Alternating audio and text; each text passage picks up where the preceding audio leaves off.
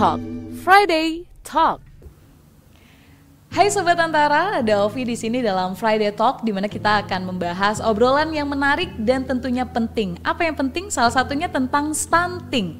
Jadi jika melihat kabar beberapa waktu yang lalu, angka stunting di Indonesia selama 3 tahun terakhir sudah mengalami penurunan. Sebagai contoh, di tahun 2018 angka mencapai 30,8%. Namun prevalensi 3 tahun kemudian di tahun 2021 kini telah di angka 24,4%. Apakah ini hasil yang baik? Tentu saja. Namun jika kita mengacu pada standar WHO yang mengharuskan angka atau prevalensi stunting itu di bawah 20%. Nah, ini menjadi tantangan tersendiri tentunya untuk Indonesia, mengingat Indonesia di tahun 2024 memiliki target menurunkan angka stunting hingga 14%. Sanggupkah selama 2 tahun ke depan kita menurunkan angka tersebut?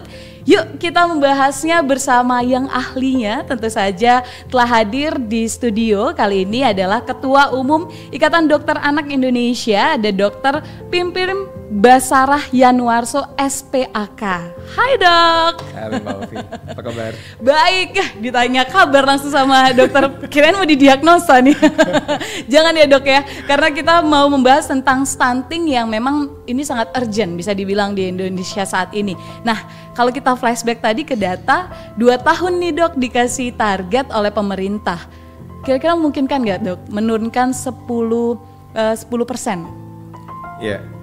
Jadi kalau ditanya mungkin saja. Oke. Ya. Tapi tergantung seberapa besar effort kita ya, usaha kita untuk mencapai itu semua ya. Karena sebetulnya kan masalah stunting itu, tapi udah ngerti gak sih stunting itu apa? Nah itu dia, kalau kita kadang kan kalau zaman sekarang apa-apa gampang ya Dok ya, serba googling. Kalau di googling mungkin secara simpel kita tahu stunting, ada yang bilang kerdil, ada yang bilang juga stunting ini tumbuh kembang anak. Nah seperti apa sebenarnya Dok? Biar nggak salah nih pemahaman kita. Baik, jadi stunting itu sebetulnya perawakan pendek ya. Oke. Perawakan pendek, gampangnya anak-anak itu kan sebetulnya di grafik pertumbuhannya itu kan ada grafik untuk yang sesuai dengan standar usianya ya. Nah, pada anak-anak stunting ini dia di bawah negatif 3 ya Z-score-nya itu ya. Di bawah 3 standar deviasinya itu dari usia yang seharusnya. Nah, kemudian ini disebabkan oleh masalah malnutrisi kronik. Jadi ada gangguan nutrisi kronik atau penyakit-penyakit kronik tertentu ya. Jadi bukan akibat misalnya gangguan hormon pertumbuhan atau bukan masalah-masalah. Jadi memang malnutrisi kronik yang membuat anak-anak itu jadi berperawakan pendek. Oke.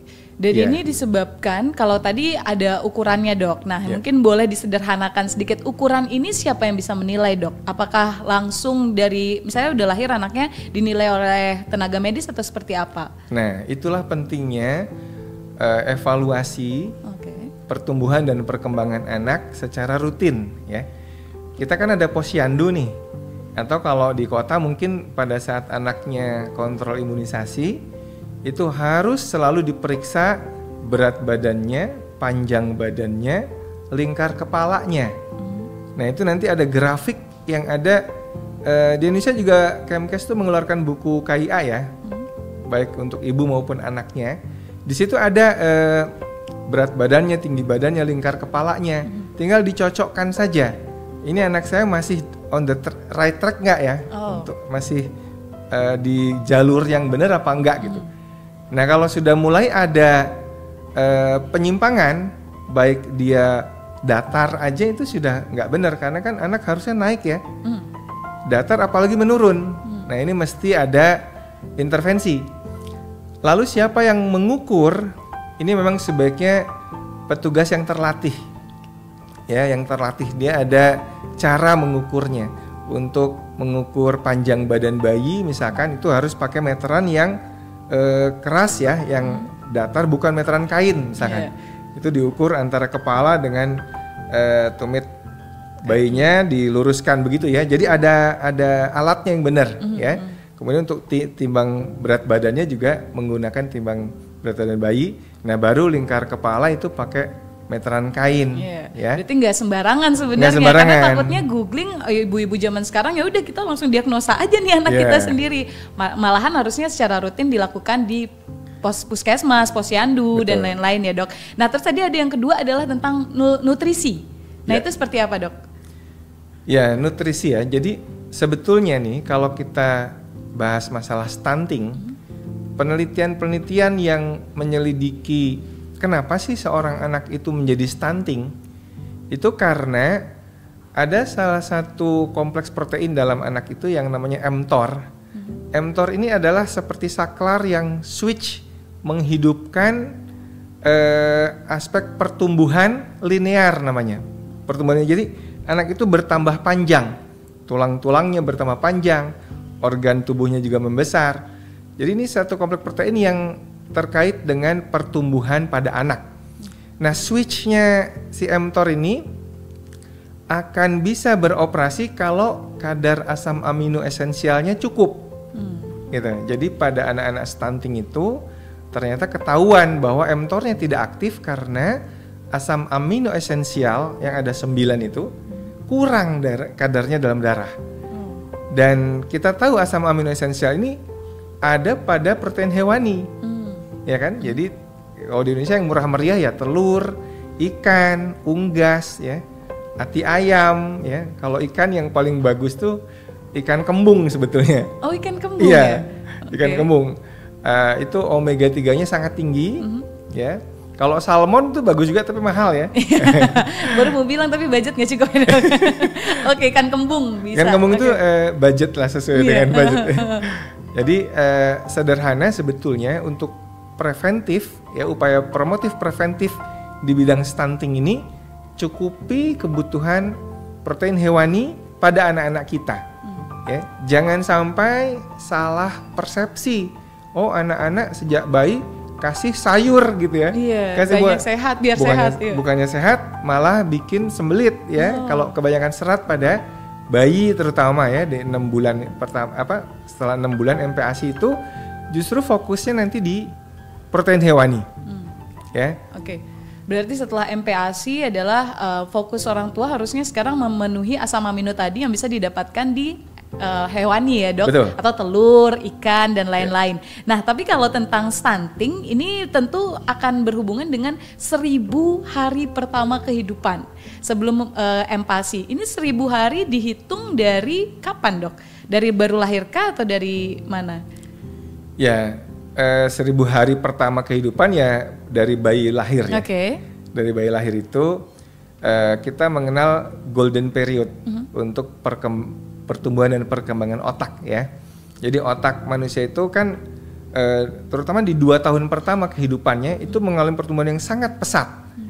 Nah, stunting ini adalah ketika gangguan nutrisi itu terjadi di awal-awal, bisa jadi pertumbuhan dan perkembangan otaknya itu terhambat. Walaupun anak itu bisa catch up itu bisa mengejar berat badannya jadi normal lagi, tapi pertumbuhan otaknya itu bisa jadi miss dia, bisa jadi nggak tercapai. Akibatnya bisa menurun IQ-nya itu beberapa poin ya. Kalau dia kena gangguan nutrisi di fase keemasan tumbuh kembangnya ini. Ya, jadi itu pentingnya kita mengawal pertumbuhan dan perkembangan anak itu sejak dini, bahkan sejak di dalam janin. Ya, karena ketika bayi itu ada namanya pertumbuhan janin terhambat ya. Jadi bayi itu sudah malnutrisi sejak dalam kandungan, maka ini pun nanti bisa melahirkan anak yang stunting juga. Ya, oleh karena itu karena stunting ini sebuah siklus ya. Oleh karena itu sebaiknya memang pada saat remaja, bahkan remaja putri itu dipastikan betul bahwa asupan nutrisinya dia bagus. Ya, kembali protein hewaninya, zat besinya. Zat besi itu banyak pada seperti hati ayam, ya, daging merah, ya. Remaja putri yang anemia ini sangat juga berpotensi nanti punya bayi yang stunting juga. Baik, ya. Berarti memang harusnya dari remaja, khususnya adalah calon-calon ibu ya, remaja putri, kita bagaimana sering kontrol juga ya. Betul. Berarti dok untuk mengetahui apakah kita anemia atau tidak dan meningkatkan zat besi yang ada di dalam darah. Betul. Oke, sebelum membahas nanti tentang pencegahan dok, ini menarik karena saya membaca salah satu riset ini ada yang sempat dilakukan di Nusa Tenggara Barat, di mana apakah sebenarnya ada hubungan ketebalan lipatan kulit? Biasanya ini kan sering lihat, bayinya gemuk, nah kayak gitu, dengan pemberian makanan tambahan kepada anak stunting, yang ternyata kala itu hasilnya tidak ada kenaikan yang signifikan dok. Apakah ada hubungan sebenarnya? Ketebalan lipatan kulit itu biasanya kan lingkar lengan atas ya, diukur ya. Itu memang untuk menilai malnutrisinya, ya. Tapi kan itu ketebalan lipatan kulit itu nanti erat kaitannya dengan lemak tubuhnya ya. Nah ini kalau stunting kita bicara masalah tinggi badan, masalah panjang badan, pertumbuhan linear. Bisa jadi anak itu gemuk tapi nggak tinggi, iya kan? Iya. Bisa jadi gemuk tapi tidak tinggi. Nah ini hati-hati, anak yang perawakannya pendek tapi berat badannya lebih. Itu bisa jadi perawakan pendek yang bukan stunting, bukan gara-gara malnutrisi. Mungkin dia ada kekurangan kekurangan hormon pertumbuhan, ya, atau masalah sindrom yang lain. Jadi kalau masalah ini kita mesti melihat istilahnya apa ya? Usia berat anak itu dibandingkan usia tingginya, ya. Kalau pada anak stunting usia beratnya lebih rendah daripada usia tingginya. Oke, berarti memang perlu diwaspadai juga. Betul. Sebenarnya dilihat belum berarti ketika lipatannya tebal, ini juga pertumbuhannya baik ya dok ya. Banyak faktor sebenarnya yang harus diperiksa dan dianalisis lebih lanjut. Panjang badan itu penting. Panjang badan karena stunting di sini clue-nya atau kalau kita lihat secara kasat mata adalah tergantung tinggi badan bayinya itu ya dok ya, dan pertumbuhan anak itu. Oke dok, kalau misalnya ini di Indonesia banyak sekali masih provinsi-provinsi yang ternyata angka stuntingnya cukup tinggi. Akhirnya banyak khususnya di pedesaan ini yang menghubungkan dengan kemiskinan sebenarnya. Nah bagaimana dokter melihat hal tersebut? Apakah memang nih akhirnya kemiskinanlah yang menjadi pemicu dari stunting? Ya, padahal kita kaya ya dok ya? Bisa ya dan bisa enggak. Oke. Tapi yang lebih penting adalah pemahaman orang tuanya ya.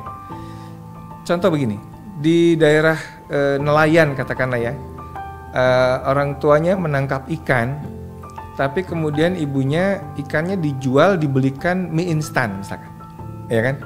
Banyak di daerah-daerah itu anak dikasih mie, nasi, lauknya mie, sambal goreng kentang, tempe, susunya kental manis. Jadi kan nggak ada proteinnya ya, nggak ada proteinnya. Tapi anaknya asal kenyang aja, iya kan? Di daerah di Papua itu ada sebuah daerah yang di bawahnya itu ada kepiting, ya kepiting, enak kepitingnya.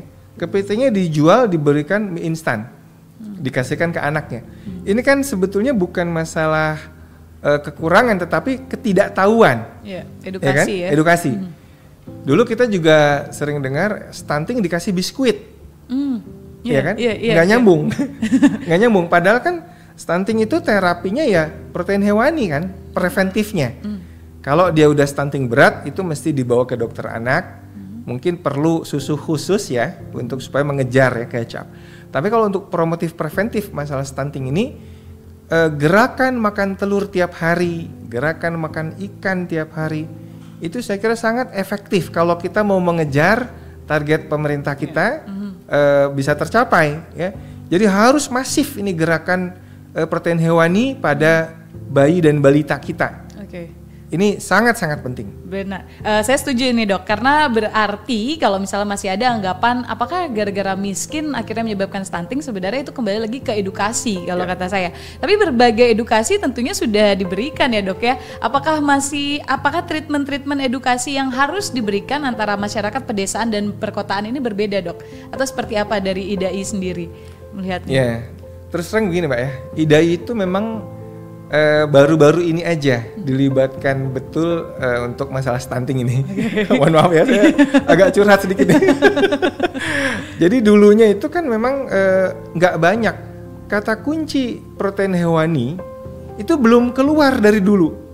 Ini baru akhir-akhir ini kita dengar nih, stunting itu kuncinya protein hewani gitu. Sederhana sebetulnya. Dan ini saya kira masalah yang sederhana tetapi nggak banyak orang tahu gitu ya. Nah ini yang saya juga butuh bantuan media nih untuk sosialisasi. Insya Allah kalau saya optimis nih, kalau gerakan protein hewani ini sudah menyebar luas ke masyarakat, anak-anak kita itu diberi nutrisi yang benar, ya, cukupi pada saat MPASI. Pada saat MPASI itu fokus nanti protein hewaninya harus cukup, harus banyak, harus banyak. Protein hewani itu kan nanti ada proteinnya dan ada lemak hewaninya ya, itu harus cukup. Insya Allah anak-anak kita tidak stunting. Bisa terhindar dari stunting. Iya. Ini khusus juga pesan berarti dari dokter untuk Mahmud ya dok ya, mama muda nih supaya tidak langsung menangkap sebuah informasi bulat-bulat. Jadi sebenarnya untuk mencegah stunting adalah penuhi protein hewani, khususnya adalah ketika MPASI tadi. Betul. Maka target pemerintah untuk 14% di tahun 2024 bisa tercapai ya dok ya. Nah ini kalau membahas juga tentang stunting, mungkin makanan-makanan atau peranya itu sendiri dok. Kalau tadi kita membahas adalah tentang ibu yang sebaiknya dari remaja sudah mulai memenuhi zat besi dan lain-lain. Apalagi tahap-tahap atau langkah-langkah preventif yang bisa dilakukan dok sebenarnya? Ya, karena salah satu penyebab stunting itu juga adalah penyakit ya. Selain nutrisi juga penyakit kronik ya. Maka melengkapi imunisasi ya pada anak itu juga bisa berperan penting. Karena anak yang bolak-balik sakit itu akan terganggu nutrisinya, ujung-ujungnya stunting juga. Jadi anak yang sehat itu nafsu makannya akan baik, makannya juga bisa banyak, insya Allah nggak stunting kan? Ya. Kalau dikasih asupan yang benar ya. Baik. Tapi kalau anak itu bolak-balik sakit, ya bolak-balik dirawat masuk ke rumah sakit, nah ini kan tentu akan berpengaruh ke nutrisi yang masuk ke dia. Nah disinilah kemudian pentingnya melengkapi imunisasi rutin sebetulnya yang sudah digariskan oleh pemerintah. Ya, sayangnya nih pandemi ini membuat cakupan imunisasi kita anjlok. Menurun. Buktinya apa? Buktinya sudah mulai muncul kembali penyakit-penyakit yang bisa dicegah dengan imunisasi, PD3I ya, penyakit-penyakit yang dapat dicegah dengan imunisasi. Ada beberapa laporan yang sudah melaporkan difteri muncul kembali, rubella, campak, tetanus bahkan, dan ini membuat kita prihatin ya. Sebab selama ini penyakit itu sudah terkendali, betul dengan cakupan imunisasi yang tinggi ya. Tapi pandemi ini cukup berdampak saya kira. Baik, yang dilakukan akhirnya setelah mengetahui dan mendapatkan data tersebut adalah jemput bola atau bagaimana dok kolaborasinya dari BI? Oleh karena itu Kemkes kan menggaungkan BIAN ya, Bulan Imunisasi Anak Nasional ya. Tapi terus terang ini tidak sesukses gerakan-gerakan imunisasi sebelumnya. Saya nggak tahu kenapa, ini juga mungkin butuh bantuan juga dari media juga. Mungkin karena orang-orang nggak ngeh apa sih sebetulnya penyakit-penyakit berbahaya yang muncul kembali ini gitu. Ya misalnya saya kasih contoh difteri lah. Difteri itu sebuah penyakit saluran pernafasan yang kalau anak itu tertular difteri, dia saluran nafasnya tersumbat oleh selaput putih. Akibatnya kerongkongannya ini, tenggorokannya ini mesti dibolongi, dibedah, dioperasi, dipasang selang, ya kan? Itu kan kesian, anaknya nggak bisa nafas, grok gitu ya. Oke, katakanlah dia nanti tertolong, sudah dipasang selang, dibolongi trakeanya itu, tapi nanti pas menjelang pulang 2 minggu kemudian jantungnya berhenti berdenyut, karena racunnya sudah keburu menyebar. Nah ini difteri bahaya seperti itu. Kematian karena difteri itu bisa mencapai 20% sampai 25%. Jadi ini yang dilupakan ya? Ini dilupakan. Orang abai, bahkan ada ibu-ibu nanya, difteri itu dok yang beraknya berdarah itu ya katanya. Itu diare, Bu. Itu disentri. Oh, disentri bisa diare juga. Jadi difteri dianggap disentri. Kalau disentri kan ya nggak seheboh itu kan. Iya. Nah, kalau difteri ini heboh sebetulnya harusnya. Cuman masyarakat kita nggak aware dengan itu. Padahal itu bisa diatasi dengan imunisasi ya, Dok. Dengan imunisasi dan itu gratis ya. Pada saat Bian ini kan gratis nih. Silakan mungkin orang tua pada berbondong-bondong ya ke layanan kesehatan, baik itu puskesmas, posyandu, untuk diberikan Bian ya bulan imunisasi anak sekolah ini, anak nasional ya, supaya anak-anak kita kembali catch up lagi imunisasinya. Ya. Karena dari imunisasi ini juga menjadi gerbang awal untuk mengatasi stunting ya, Dok. Kalau misalnya masuk rumah sakit terus seperti kata dokter, bagaimana kita mau mengatasi stunting? Betul. Ini juga yang terfokus pada ibu terkait dengan nutrisi adalah ASI, Dok. Penting sekali memberikan ASI khususnya 6 bulan pertama. Namun terkadang ada ibu yang kesulitan, Dok. Nah, ini bagaimana solusinya? Seringnya saya disuruh pakai susu formula sih, Dok. Gimana ini, Dok? Iya betul, ini gerakan ASI eksklusif. Ini juga di Indonesia sebetulnya sudah mulai ngetop ya, populer ya. Hanya sayangnya ini ASI eksklusif ini populernya di kalangan menengah ke atas justru, ya, di kalangan educated ya. Di kalangan bawah ini justru sebaliknya, ya, orang-orang sudah ekonominya kurang, nggak ke ASI tapi ke susu formula. Oh. Ya, ini yang sangat-sangat disayangkan ya, padahal kan ASI itu murah meriah ya. Nah, menurut saya ada beberapa hal ya. Salah satu contoh adalah peran keluarga pendukung ya, seperti eyangnya atau eyangnya dari kedua pihak nih, dari ibu maupun dari bapaknya. Ini biasanya nih kalau nggak ngerti, eyang-eyang ini justru yang bisa nanti menghambat pemberian ASI eksklusif. Kan saya eyang juga nih ya. Jadi kuncinya di sini. Begitu bayi itu lahir, sehari sampai 2 hari pertama usia bayi itu dilahirkan, itu ASI itu nggak bakal banyak keluar. 1 sampai 2 hari ASI malah seret ya? Iya, 2 hari pertama itu ASI itu akan seret. Jadi yang keluar kolostrum aja. Nah, namun bayi itu harus tetap disusui. Bayinya kan haus kan? Bayi itu tetap disusui, dia lapar, nyedot susunya kuat, nanti akan merangsang hormon oksitosin itu supaya merangsang produksi ASI menjadi banyak. Oke, nah sebelum lanjut, Dok, kolostrum yang tadi dokter sempat sebutkan itu kan yang kalau keluar warnanya kuning, Dok. Iya, betul. Terkadang saya sempat dengar rumornya itu jangan dikasih ke bayi, Dok. Oh, itu justru... Soalnya itu basi. Banyak loh, Dok, masih anggapan-anggapan seperti itu. Salah. Nah, gimana, Dok? Mungkin diluruskan, Dok. Kolostrum itu sangat bagus buat bayi. Dia mengandung antibodi. Itu kekebalannya di situ. Dan itu harus diminumkan ke bayinya, harus diberikan ke bayinya. Ya, jadi pada saat ibunya baru mengeluarkan kolostrum, itu bayinya diberikan aja. Dan jangan lupa bayi itu 2 hari nggak diberi ASI, nggak diberi apa-apa, itu dia masih bertahan. Dia punya cadangan lemak coklat yang dirubah menjadi keton untuk bahan bakar khususnya otaknya dia. Ya, jadi bayi itu bisa survive di masa-masa ibunya itu belum memproduksi ASI. Ya kan?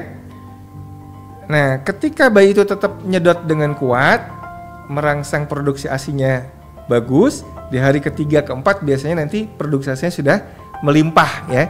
Tapi tentu kita mesti memperhatikan kondisi bayinya ya.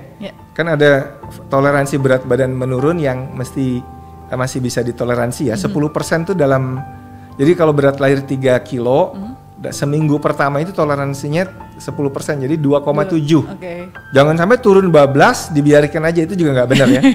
Benar, dan harus tetap dipantau sebenarnya oleh tenaga kesehatan ya, Dok. Ya, agar tidak salah langkah. Nah, Dok, mungkin untuk fokus dari IDAI sendiri, yang pertama tadi adalah untuk mengatasi stunting, ini salah satunya menggencarkan asam amino tadi ya, Dok, ya, untuk MPASI. Apakah ada lagi fokus-fokus dari IDAI untuk pencegahan stunting, Dok? Ya, saya kira fokusnya di situ sih sebetulnya ya, edukasi masyarakat ya. Kalau sudah kejadian stunting ya mesti dirujuk, nanti diobati ya oleh dokter anak, karena stunting ini sebuah penyakit ya. Nanti makanya kalau udah kejadian stunting mesti dirujuk ke SPA untuk nanti dilakukan tata laksana nutrisinya. Baik. Ya. Itu dia sebenarnya berarti yang harus dipahami oleh masyarakat. Mungkin ada pemahaman-pemahaman yang dokter sendiri sempat temukan di masyarakat yang masih salah tentang stunting. Apakah ada, Dok, yang mungkin mau diluruskan dan juga di-sharing kepada Sobat Antara? Ya itu aja sih, misalnya bayi itu akan sehat kalau diberi sayur buah banyak-banyak gitu. Itu masih ada yang seperti masih itu ada yang seperti itu ya. Kemudian jangan diberi telur, nanti kolesterol gitu ya. Kolesterol masih Padahal anak-anak akhirnya nggak diberi banyak telur, nggak boleh makan banyak telur karena takut kolesterol. Padahal systematic review terbaru ya, gabungan dari meta analisis, makan telur lebih dari 1 sehari mencegah kita dari serangan stroke maupun serangan penyakit jantung koroner. Ya, jadi ayo gerakan makan telur ini kita gencarkan ya? Baik pada remajanya, ibu yang sedang menyusui, ya kalau ibu menyusui itu juga perlu protein yang banyak buat ASI-nya tuh biar lebih berkualitas lagi. Baik. Selain juga untuk bayi. Ya, kan sekarang ini ibu menyusui banyakin makan sayur. Lah kalau dia cuma minum air dan sayur doang, ASI-nya banyak tapi encer gitu. Tidak bagus juga nutrisinya. Iya benar, tidak berkualitas juga. Kalau mau ASI berkualitas, ibunya juga protein hewani masih banyak. Baik, ya. Menggencarkan lagi program 1 hari makan 1 telur, 1 ikan juga ya, Dok ya. Seekor ikan juga, ini banyak sekali manfaat dan juga nutrisi yang bisa kita dapatkan. Banyak hal yang sudah kita bahas, Dok, dari tadi, khususnya terkait tentang stunting. Di antaranya adalah stunting ini disebabkan oleh kurang edukasi sebenarnya di Indonesia sendiri, yang masih banyak pemahaman-pemahaman yang salah. Jadi dari tadi juga sudah diluruskan oleh dokter sendiri tentang apa yang harusnya dilakukan. Yang pertama adalah memenuhi nutrisi khususnya asam amino yang bisa didapatkan dari telur, lalu juga ikan, dan masih banyak lagi. Jadi kita bisa bersama-sama dan juga berkolaborasi untuk mewujudkan target Indonesia di tahun 2024, di mana mengharapkan target angka stunting itu di angka 14%. Setuju ya, Dok ya? Sekali lagi saya mengucapkan terima kasih dan juga untuk Sobat Antara semua, semoga obrolan ini bisa memberikan perspektif baru untuk kita semua dan menambah wawasan kita khususnya bagaimana menghadapi stunting. Sampai berjumpa lagi di obrolan-obrolan menarik lainnya di portal Antara berikutnya.